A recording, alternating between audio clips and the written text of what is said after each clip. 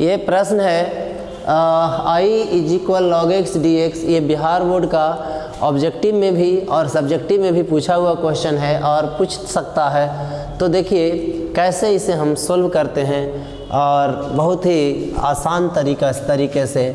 जब ऐसा है तो अब समझिए कि log x है, इस log x में अगर 1 से मल्टीप्लाई कर दिया जाए तो कोई फ़र्क नहीं पड़ेगा। अब एक पार्ट को, एक चीज़ को आप u मान लीजिए, दूसरे को v मान लीजिए। तो कैसे, ये अगर u है और ये v है तो हम u और v का जो है मल्टीप्लिकेशन का फार्मूला जानते हैं, उस फार्मूला पर इसे रख दिया जाए। तो u v dx का हम लोग फार्मूला पढ़े हैं। क्या पढ़े हैं? u बाहर में v अंदर में minus differentiation of u minus है ये integration of v dx total का एक बार फिर से dx। बस इसी पे इसे रख देना है।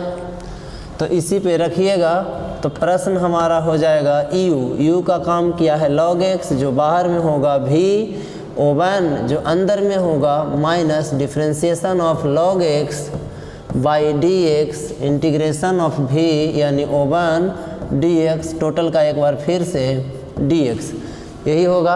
अब इसको हम क्या लिख सकते हैं? log x, ये O1 मतलब dx समझिए, तो dx का x होता है minus O1 by log x का O1 बाई x और dx का x, बाहर वाला dx, ये ख़त्म हो गया।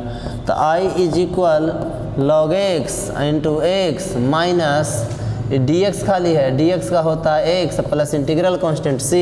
i इज इक्वल x हम कॉमन कर लिए तो log x minus O1 plus c, ये आपका इंटीग्रेशन हुआ log x का। अगर क्वेश्चन ऑब्जेक्टिव में आता है सीधे आप इसको मारिए, नहीं तो इसे बनाने का तरीका भी हमने बताया u इंटू v का।